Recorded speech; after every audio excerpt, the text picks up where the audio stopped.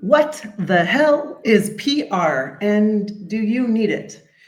Margie, thank you for coming and educating the ignorant masses. Not ignorant at all, No? because I have to tell you, we don't know until we know.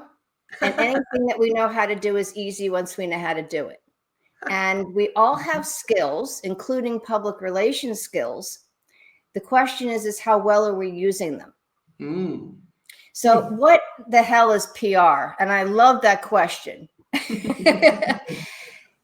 Public relations is how we communicate in order to achieve a short, medium, long-term goal or to problem solve, and how we communicate with our target market, whether it's a partner, a client, a colleague, a child, a friend, dry cleaner, the cashier at the grocery store, in order to achieve those goals or to solve a problem. So without a goal, it's just good communication skills. The goal makes it the PR strategy. Your PR strategy is how to achieve that goal or how to problem solve. And this also includes yourself. When you wake up in the morning, before you utter your first word and you're just becoming conscious, you're already, yeah. And that can be different hours for all of us. The first person you speak to, including in your head, is yourself. You're already having a discussion with yourself. Mine is usually, it's time to get up. Yes, it's really time to get up. So my goal is to get my little butt out of bed. My goal is to get my big butt out of bed. I have a bigger challenge, honey.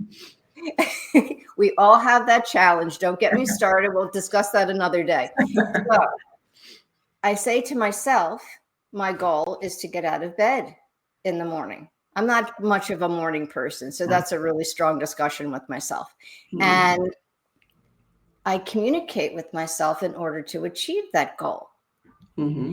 Maybe during the course of the day, I have a good or bad attitude about something. If I have a bad attitude, I have a discussion with myself in order to achieve a goal of redirecting, improving my attitude, and achieving whatever the goal is that I have in mind from adjusting my attitude. Okay. Or if something's going well, then you have to say to yourself, and again, this is personal PR, well done. Okay. So it's not just external, it's also internal. Now, let's take this on a big picture, 500 feet above. Okay. If it's organizational or company-wise, maybe the company is going for an IPO. Maybe they're fundraising, financing. Maybe they're introducing a new product. Organizationally, maybe the organization is Dr. Chada says, don't get me started. I think she's referring to getting out of bed from earlier. Thank you, Alka. I love that. Yes, we all have that. That's one thing we all share in common. That is universal. Mornings. So organizations, maybe they have a new initiative. And then personally, maybe you're going for a promotion at work. Maybe you're thinking about starting your own thing. And in our daily travels, you go to the grocery store, you go to the dry cleaner. My favorite example is, oftentimes I'll go to the dry cleaner and I want my laundry back Monday rather than the following Friday. But they have like a week system, WEEK system. And and you have to negotiate with the dry cleaner in a nice public relations way in order to get the stuff back Monday. It's the words, the tone, the delivery, the timing of your key message for your target market, aka the dry cleaner, in order to achieve a goal, which is getting the dry cleaning back on Monday. So all these things that I just described are what we need public relations for. Either the really, really big things like a vision or a massive goal, including those ones where everybody tells you, you know what, never going to happen. Too big. You're nuts. Don't even bother trying. Those kind of goals need the resilience, the persistence, the true vision and belief in yourself as you're talking to yourself with your own public relations, personal communication with yourself to help you to go the distance. And frankly speaking, if we all go back to getting out of bed in the morning, even that's a bit of going the distance. Feet to the floor. So it spans a wide variety, but the bottom line is how we communicate our key messages to our target market in order to solve a problem or achieve a short, medium, and long-term goal, whether it's big. I'm going to clear my throat for just a minute. Excuse me. Sorry about that, gang. Whether it's big or whether it's small. So and do I have... Go ahead. If it's big, it's going to be a marathon. But okay, so if I give to me, I'm hearing like NLP stuff to some degree, and I don't know if that, you're not saying that, but that's how you communicate with yourself and the world. Yours, as I understood, is more about strategy. So if I now have decided that I'm running a retreat and I want women in their 40s who want to do a TEDx talk to attend. Okay, so I have a plan for how I talk to them, what language, what tone, what marketing avenues I'm going to use, and how I present myself in my photos. Like, are those like the 6 things I need to think about for that target market, which I have in another event, which is for entrepreneurs in Barcelona, males and females from a variety of ages. I have to take those 6 questions and or what are the questions I ask myself when I plan for the goal? In all public relations campaigns, we ask ourselves these questions: who, what, where, when, why, and how. Oh, good grammar rules. Okay. Good grammar. Now, if you look at it really closely, these are the questions you answer in any lead of a news story and of a press release. Oh, yeah. Okay. True. So if we move this over to events, like you're describing, who's coming? Yeah. Who do we want to invite? Something with my throat today. Here we go again. There you go. You didn't have your coffee when you got out of bed this morning. Oh, I've had lots of coffee today. It didn't work though. Prepare for the expected and the unexpected of all these things as well. So here we are. The unexpected was that I'm going to get a frog in my throat. Okay. So we just get rid of the frog and everyone will be patient with me. Thank you very much for being patient with me, everybody. Who do we invite? Who do we need to create the event? What's going to happen? Where is it going to be? What's the venue? How many chairs are going to be in the room? What's the infrastructure that we need? Do we need to create an invitation? What kind of invitation? How long will it be?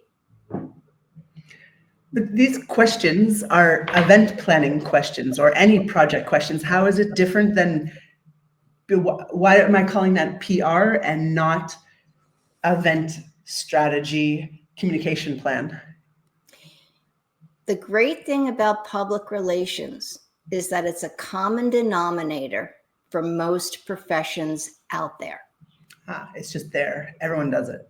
Everybody does it. So when you ask me the question, what the hell is PR and why do we need it? Jessica, we're all using our PR skills anyway. We just don't know it. We didn't know it. And again, going back to what I said earlier, are we using them effectively in order to achieve our goals, whether it's event planning, whether it's something personal, organizational, company-wise? But then to improve them, if I have to improve who, what, where, why, when, and how, for me, that would be, well, good communication skills, good marketing skills, implementation of sales, and an understanding of how good processes work. So an MBA plus a course in Toastmasters would, and a marketing intern from Upwork would be helpful. But that isn't all PR. That's like, is PR this whole energy or a decision to communicate something? The public relations component is the communications component of it. And when we're determining our communications, the who, what, where, when, why, and how are all things that we're communicating. Now, it doesn't mean that you actually have to execute all of these to-dos on your own. You can get a marketing expert. You can get someone who's amazing at infrastructure. You can get a graphic artist. Maybe communication is visual and it's not verbal. Sometimes the best communication is unspoken.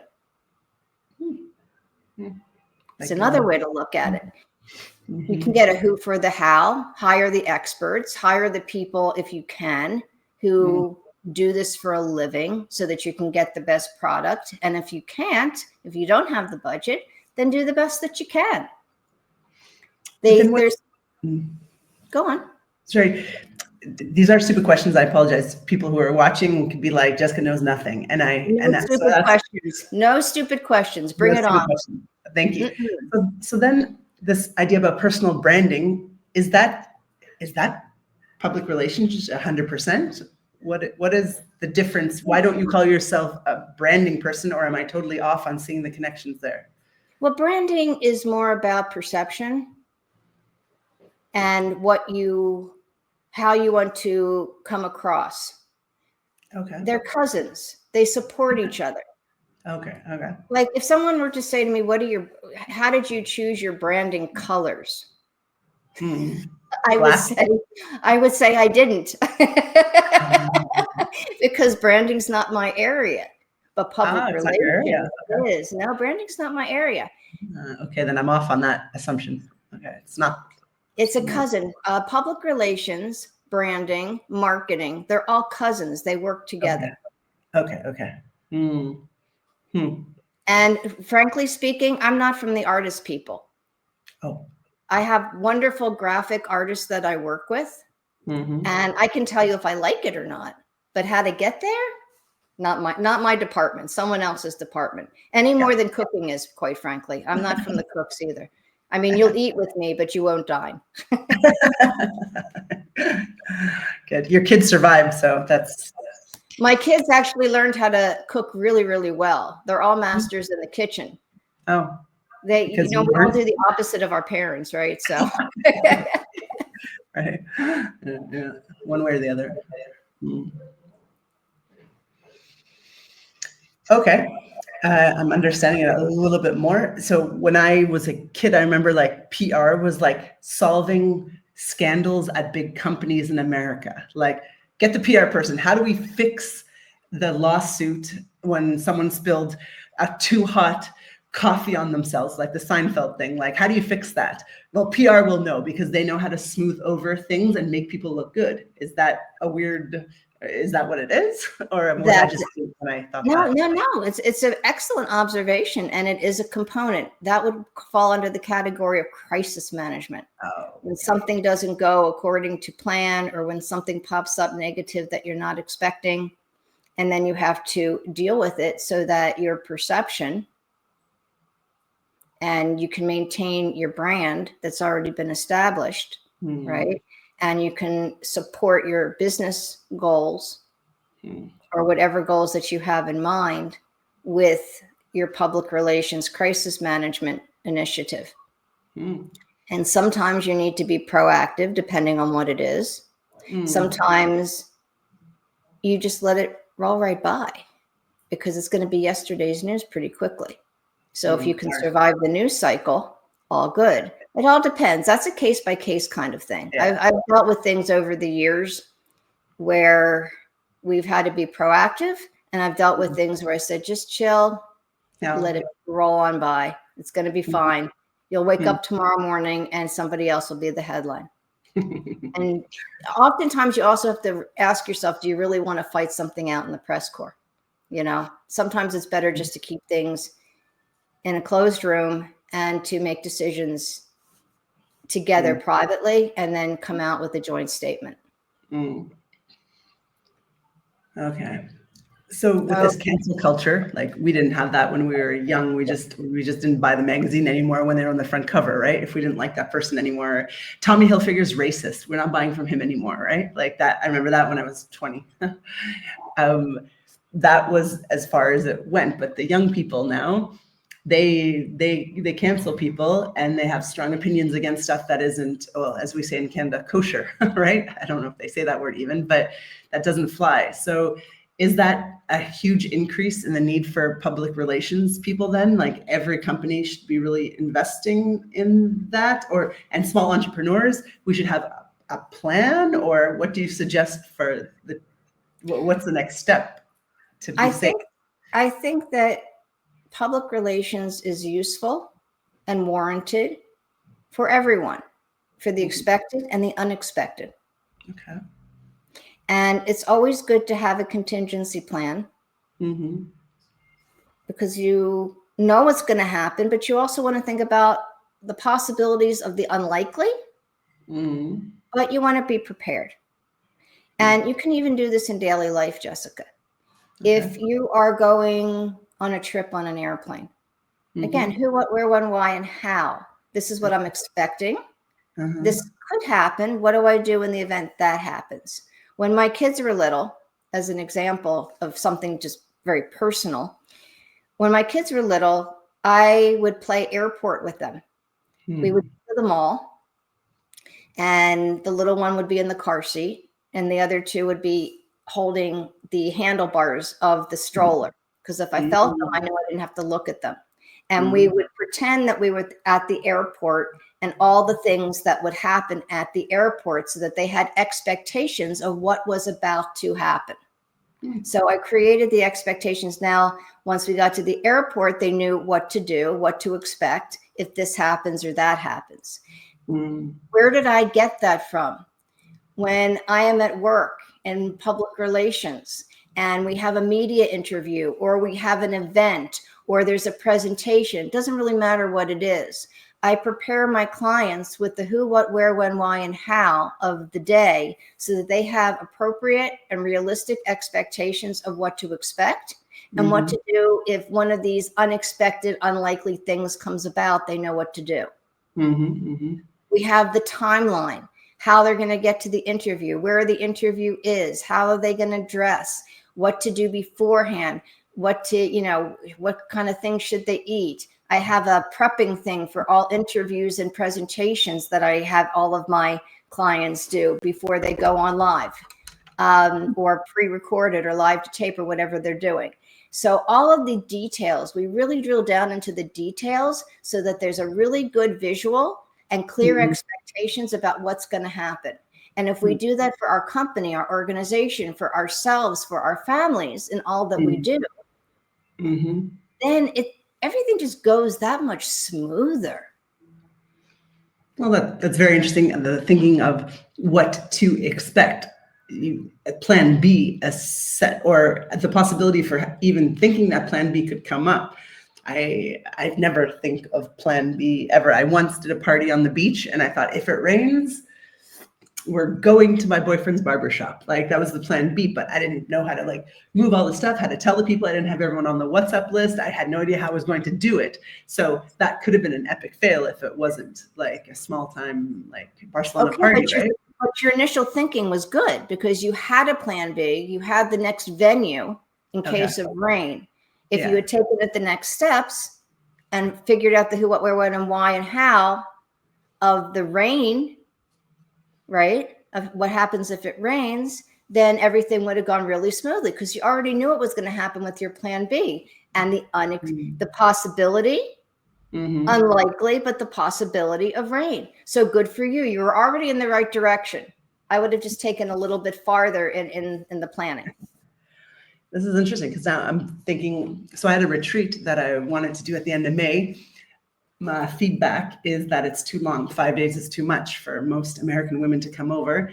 And in my brain, I was like, 5 days is the best. Well, no, it's not selling very well. And I have to like now plan B. Do I make it shorter?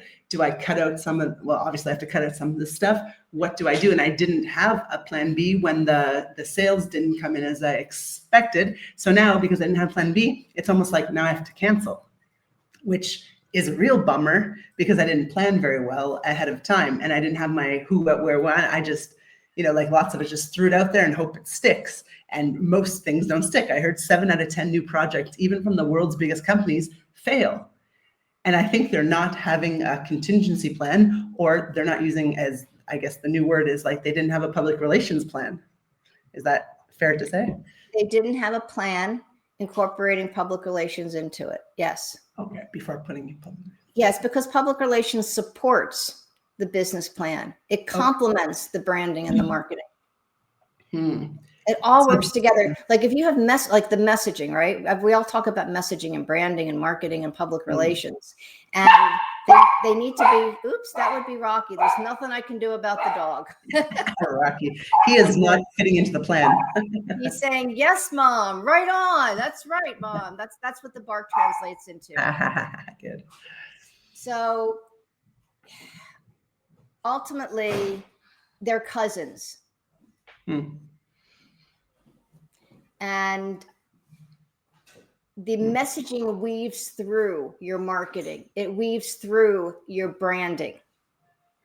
It weaves through your public relations, and they all complement each other, which is why I love working on teams. I work with my branding colleagues. I work with my marketing colleagues. I work with my public relations colleagues. I'm collaborative. I'm not competitive. So then to almost everyone who's going to watch this, not many people watch the lives, but they watch the replays a lot. So people like me, you are on a higher scale because you've worked for a lot of time in this industry, but I'm kind of new in it. And my friends are like professional speakers trying to build it up. We can't afford to hire you, if I can be so blunt, right?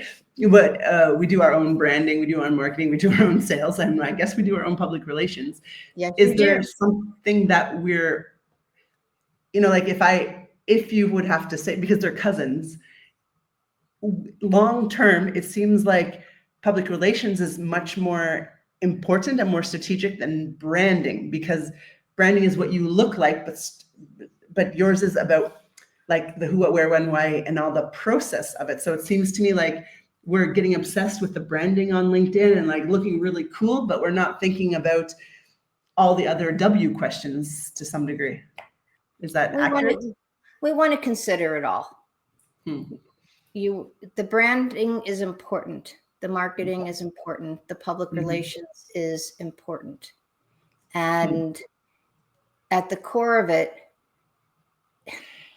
the most important thing is your communication and your message. Your branding is an extension of your message. So you have to have your message right before you can even do any branding. Correct. Okay. Your message is important for your marketing, and your message is key to your public relations. Again, it's in like the morning when you wake up, talking to yourself, talking with your family, talking with your friends, and communicating at work,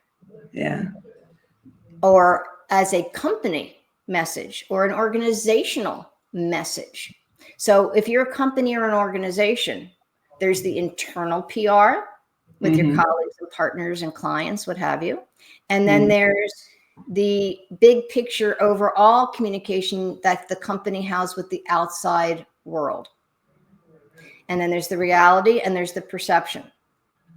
The reality might be it's crazy nuts at the office, but the perception is that everything is going as it should be. And it might be, even though it's crazy nuts at the office. but there's the outside world, and then there's which is the external PR, and then there's the internal PR of how everybody is communicating and working with each other. Ooh, okay. I have a case study if you can help me, because I think I'm starting to get it. Okay. Thank you, Margie. And if anybody has any questions, by the way, let's invite anybody who's watching to ask questions. And y'all, you can ask questions now, or you can ask questions after we've had this discussion, Jessica and my discussion. You can reach out at any time and ask. Okay, we're here on LinkedIn, and we're here to help you. Yeah, she has her email in her about section, so she's obviously open to spam, or you. Okay, so my friend worked at Nike, and he told me, we were like sitting in the jungle in India, and he quit that, and he became, well, pretty much homeless, but or a nomad. And so he says that Nike actually is a marketing company. They make their money on selling clothes. Essentially, they're a clothing company, but their message is like, just do it. So they're trying to sell like this image of empowerment and but in the end, really, they're a marketing company that tries to sell clothes. So is that, for me, if I'm thinking like in between them when they're talking at their meetings, they're just like, yeah, we have to sell more clothes. How are we going to do that? By looking to the public as this amazing empowerment, supporting young women, almost NGO energy of athletes and strong-minded people, but inside it's a t-shirt selling company. Is that the difference between the two PR things, what you see? This is a combination of amazing branding, amazing marketing, amazing PR. Okay. Just amazing combo strategy. The team at Nike, brilliant. Absolutely brilliant. Everybody knows just do it. Everyone knows the check mark. You know, they've done it just beautifully. So copy them, whatever it is they're doing. Sure, whatever they're doing, do that. Well, do what they did. Yes, mirror their success. Mirror their success. Yeah. So the message is just do it. So whatever the message is, as entrepreneurs, we have this is what I want you to do. I want you to be unapologetic, right? Unapologetic, and it's a movement that I'm running. And internally with my people and my staff, we all know that I'm trying to sell myself as a thought leader and get speaking gigs and get that I'm trying to earn my living. But my message is the movement. And so I guess I'm trying to do what Nike's doing by making it bigger than what I actually am. Would that be PR? What I'm asking is, what problem are you trying to solve? What problem do you solve for the people in your world? Let's start with that. Okay. What problem do you solve for the people in the world? More confidence in who they are, pretty much. And how? Okay, so that's the what. That's the what and the why, more or less. And how do you do it? How do you help them to gain more confidence? So then my method, which I don't talk about much, but I know your method. Okay. Yeah. And what are the benefits? What's in it for those people to use your method? I mean, I know they're going to gain confidence, but more specifically, drill it down a little bit more. Okay. So then the three outcomes of having more confidence are my three benefits. Right.